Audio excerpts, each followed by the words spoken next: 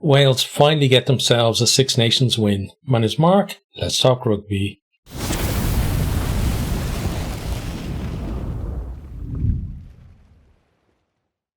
Wales finally get that monkey off the back, and they do get a win in the Six Nations, having looked like they were, potentially yet another year without a win in this competition. But they did it against, an Italy team who will be certainly disappointed, I think, in their performance. So let's talk about how the game went. Italy, to begin with, they kick it behind, but there's great work from me chasing, Wales' return kick, pressure on Fusco, and that leads to a penalty. Wales then up the line from that pen. They take it at the tail of the line out and move the ball. Wainwright then busts the tackle, and over he goes to open the scoring, converted for 7 points to 0. He's been brilliant for Wales, in what has been a poor side for most of the tournament, but he's been one of the real standouts, and again a standout today. Italy then in the Welsh 22 on the back of really good work from Brex. They're pressuring the Welsh defence, but it holds, and Wales get over the ball to win a penalty. And we're seeing kind of a microcosm of the difference between the teams today. Wales, for the most part, when they got in position, they managed to get points, whereas Italy, not so much. They didn't have the needed penetration, and once they had to go through too many phases, the Welsh defence got on top and got to that ball.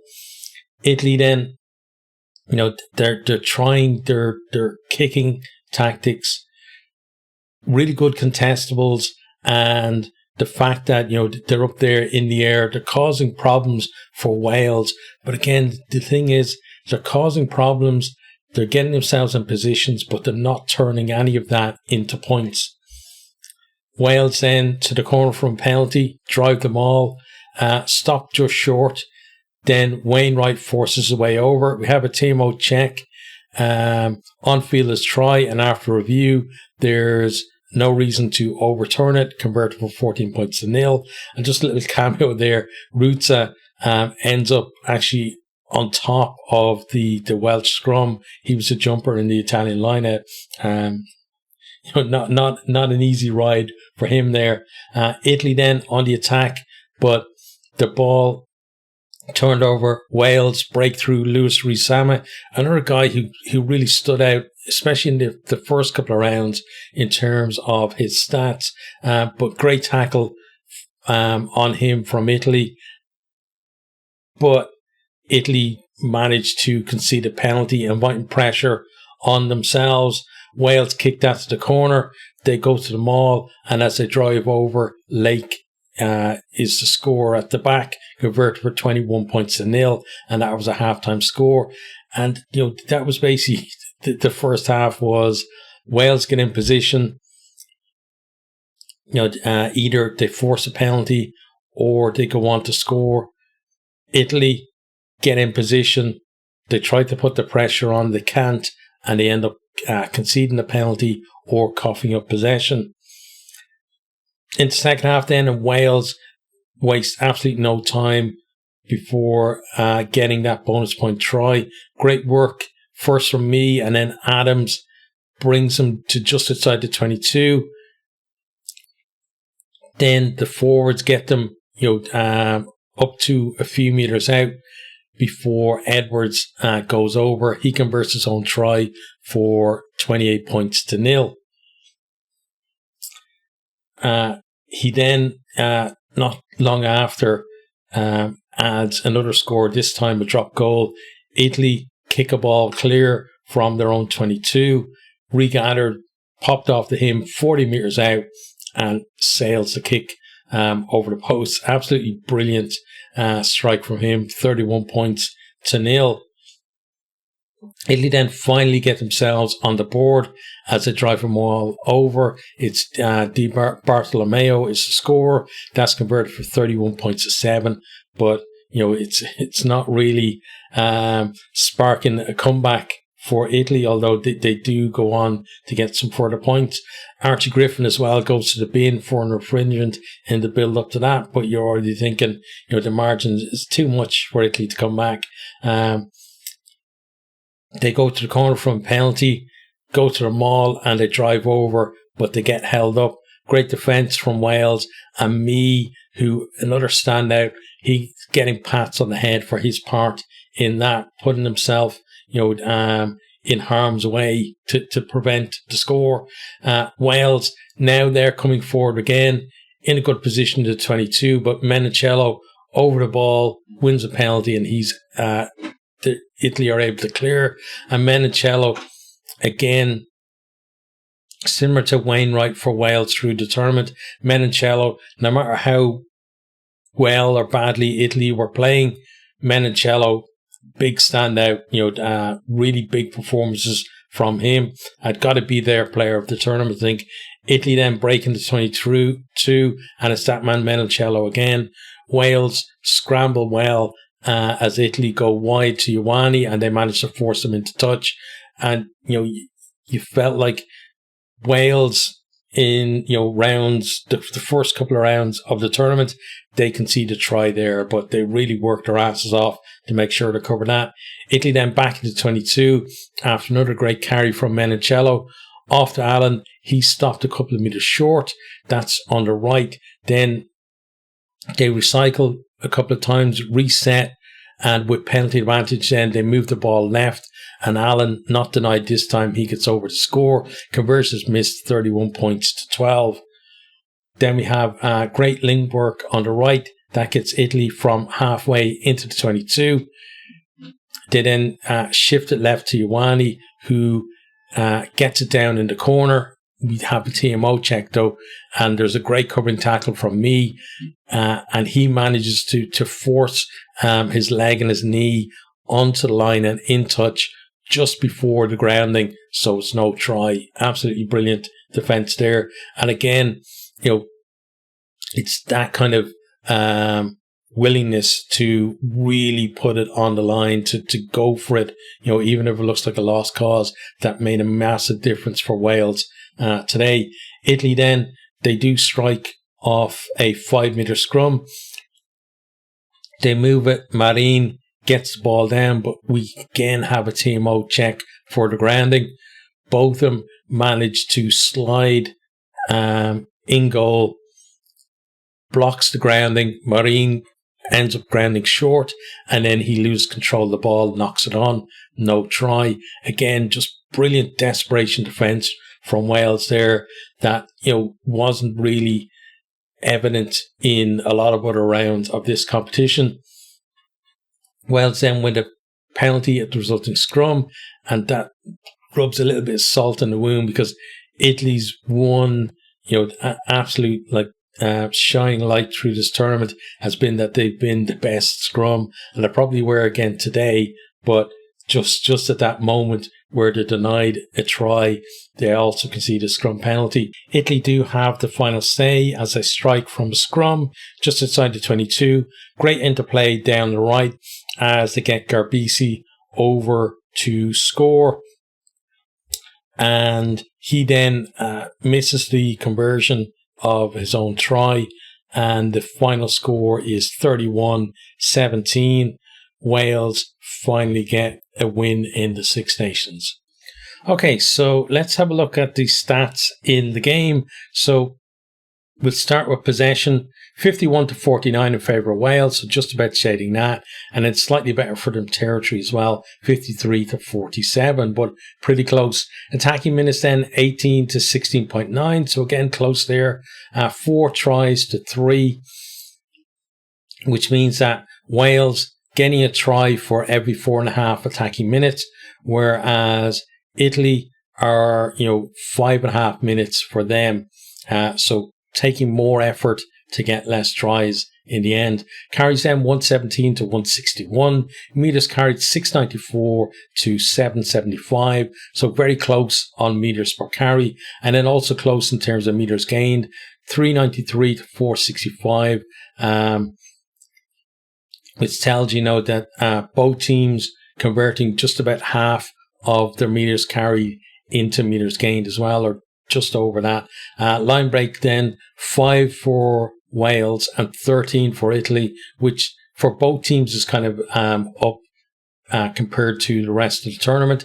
31 defenders beaten for Wales and 16 for Italy. So showing there, that Wales attack certainly looked better today, but it's showing there's a hell of a lot more improvement needed there as well, because they're only converting 1 in every 6 defender beaten into line break, where Italy 13 line breaks from 16 defenders beaten, is basically almost every time they beat a defender, it ended up as a line break. Now, Wales did scramble well, but it shows for Italy that rather than having to scramble all the time, that they were, for the most part, able to close down, almost immediately, like to be a second tackler there to prevent a line break. But it didn't really help them in the end, unfortunately for them. Total pass then 141 to 147. Offload 6-8.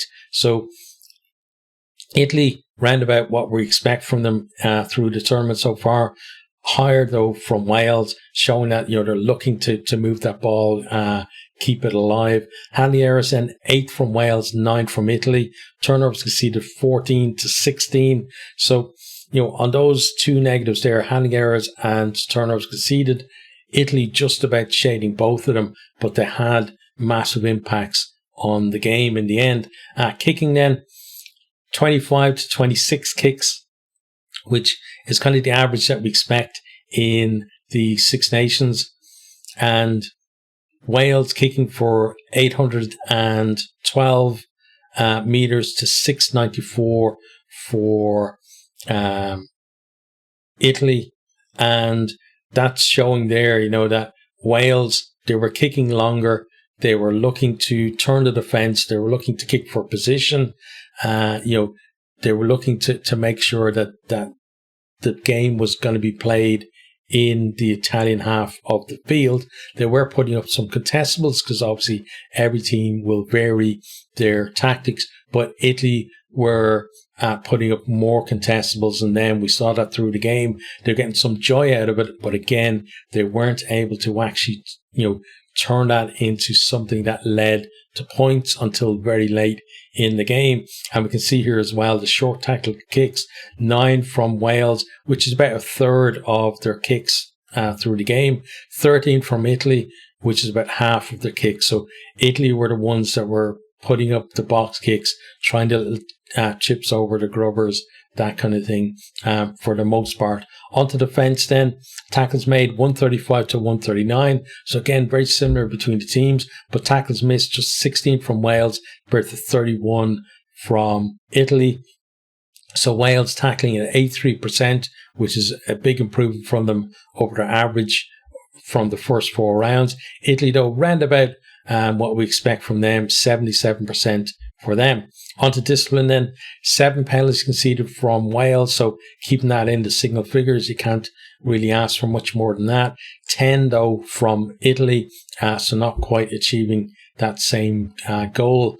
1 free kick conceded by Wales and none from Italy, and then offensive penalties 4 each. Defensive penalties 3 from Wales, 6 from Italy, and again it was that pressure that Wales are putting on, and again, it's small margins, but it made a difference. The fact that, Wales were playing more often, when Italy were defending with penalty advantage in those crucial areas of the field, just gives you that free hand to maybe try something and get your score. And if you don't, you're coming back for the penalty anyway. 1 yellow card then for Wales. Onto then the breakdown. So 73 rucks won each, 4 rucks lost for Wales and 7 for Italy, which shows you, Wales were the more competitive team at that breakdown. Then in terms of speed of ball, so 0 to 3 rucks, which is your fast ball, 46% for Wales, is down on where we've seen them previously. We've seen them in the 50s in other games. 60% for Italy is miles up from where they've been before.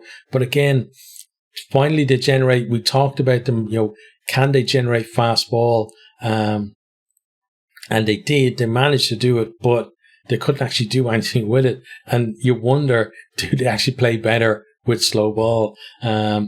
Then medium ball, 4 to 6 seconds, 37% for Wales, 26% for Italy. And then slow ball, 6+ seconds, 17 to 14%. We got one breakdown steal each. 8 of 12 mauls successful for Wales. So Wales mauled the ball a hell of a lot in the game. And then 3 from 3 for Italy. Finally then onto set piece. So scrums won.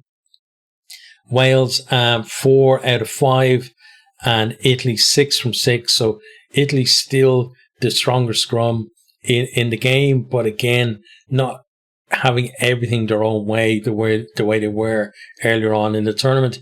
Lineouts then 18 from 21 for Wales.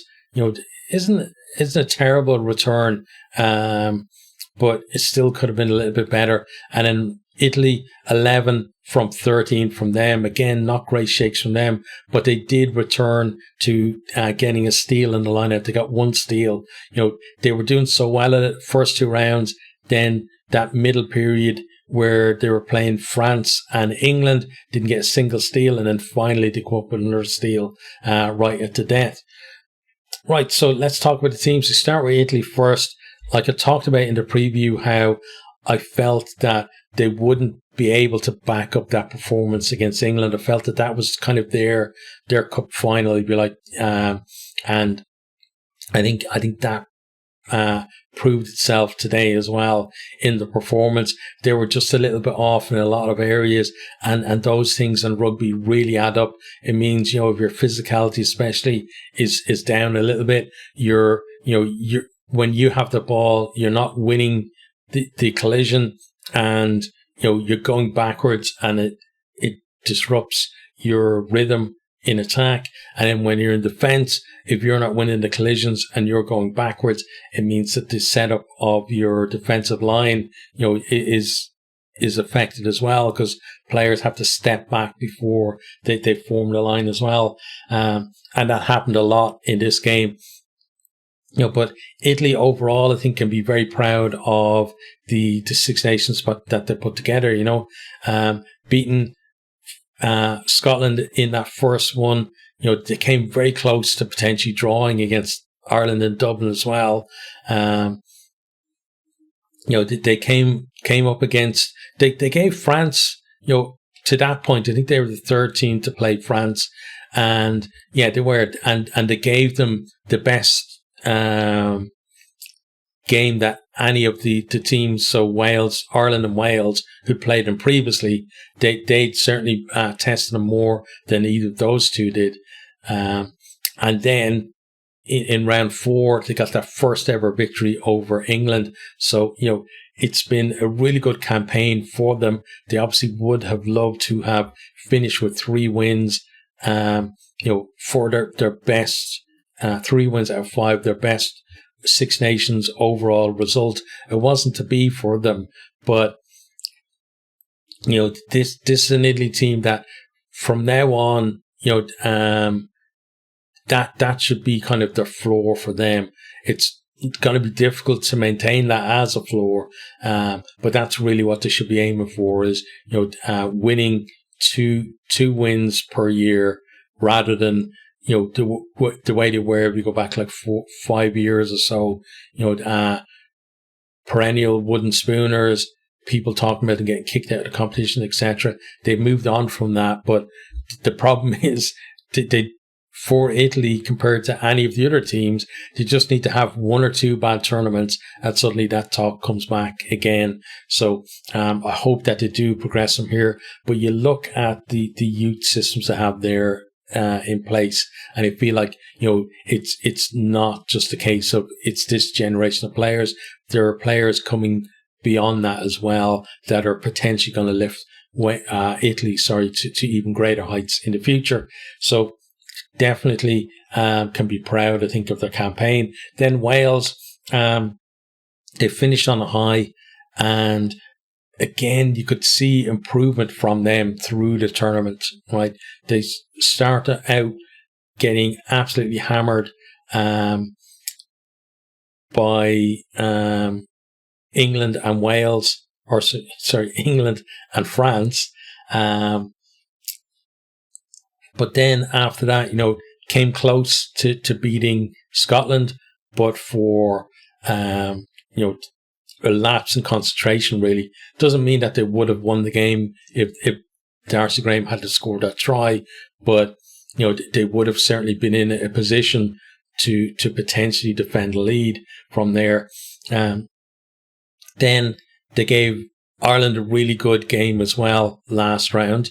And Rhys Carré with that amazing try as well. That's going to, whatever about this campaign in terms of, living in the memories of Welsh fans, that try will absolutely live in that memory. Maybe not much else from this campaign, but certainly that try will. And then this week, then we said, that through the tournament, they were generating quick ball, but they weren't really doing anything with it. And we saw them do a bit more with it. We saw them get, their back three more into the game on the ball, and that resulted in, being able to find mismatches, get themselves on the front foot. But I think today, one of the really impressive things was that scramble defense and that just willingness, not to give up on things. And, they definitely saved themselves at least a couple of tries because of that, forcing players into touch or knock-ons when it looked more like, that Italy were going to score. So they can be absolutely proud of that effort. Some standout players from the tournament like Carré. Then there was Wainwright in the back row. I thought Mann was very good all through as well. Lewis Rees-Zammit. Ellis Mee had a mixed tournament. He was excellent today. Outside of that, then you had, I thought Costello was doing well until he ended up injured, and then Edwards come in and he's done well, and he's obviously now attached to the win that they got, which then reignites that debate of who's the 10 for Wales. So I don't think that's certainly settled now, and we're probably going to see that through the year as well. But the main thing for Wales was that, they started out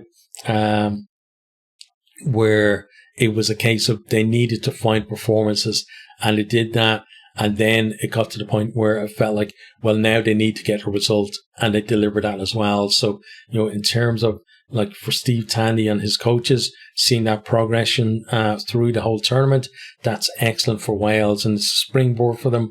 Doesn't mean that they're going to go on a massive winning streak now and be all around them, but they've got certain things now out of the way, which means that they can now concentrate on. I feel like Steve Tandy now has a kind of a spine of his team, which I felt like, in November he didn't. And certainly when Gatlin was there last year, it didn't feel like there was any kind of settled, team at all. So he's got that there. And now it's about kind of adding the little touches here and there to try and get to the point where he knows what his best 15 is, and then bringing through players as well, and having that kind of depth and players that he can trust. That's going to take a while to do that, but it feels like, if Wales can keep progressing, they're going to be in a much better position, first of all, come next year's Six Nations, and then come the World Cup as well. So I think both of these teams, although, again, Italy going to be disappointed with the result today and the performance, I think both of them can be, in their own way, satisfied with how their campaigns have gone this year. I think both teams have definitely taken steps forward.